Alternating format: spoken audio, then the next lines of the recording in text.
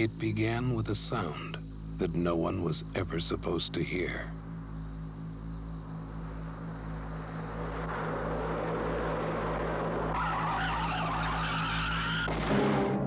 He recorded a murder they say never happened. There's still loose ends, witnesses. The girl, I've decided to terminate her.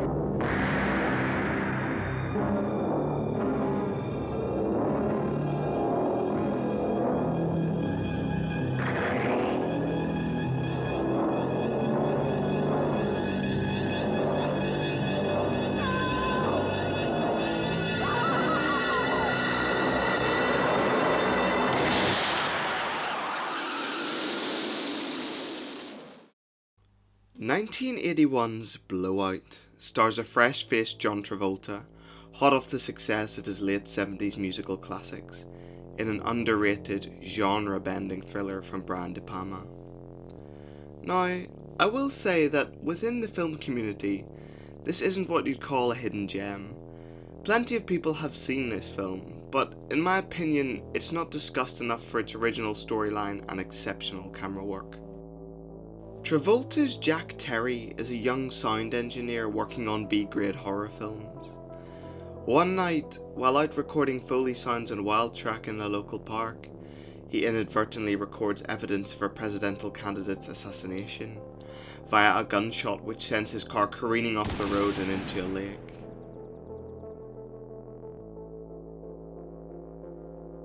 Now, the initial narrative setup for this film makes it sound not unlike most other political thrillers, but this film is constructed, shot and edited like a horror movie.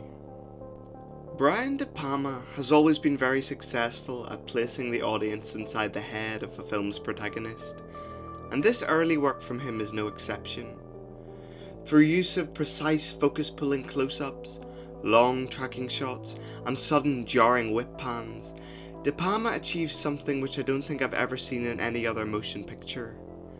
He captures the essence of sound through moving images. And through this mesmerizing direction, he illustrates how Jack views the world differently to most other people. His primary sense with which to engage with everyday life is hearing. He sees through audio.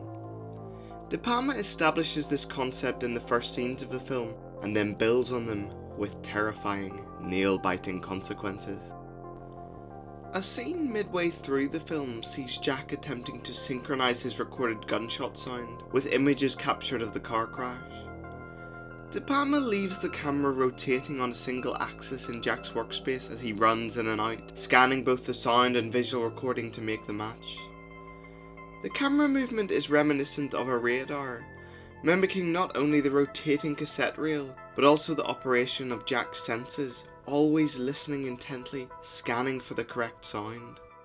As I mentioned earlier, the film builds to an immersive and frightening climax, as Sally, the escort Jack rescues from the wrecked car, is kidnapped by the assassin, and Jack races across Philadelphia to try and save her.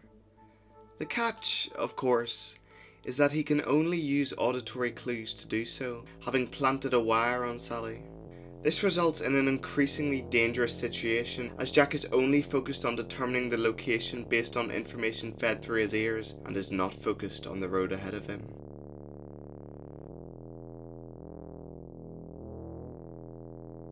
Blowout is an exceptionally tense film, Hitchcockian in its everyman caught up in political conspiracy plot, but a raw, tense horror experience in every other aspect. For much of the runtime, I felt as though I was Travolta's character, caught between his two ears, blinded by the noise of the bustling city, trying to pick out the key sounds.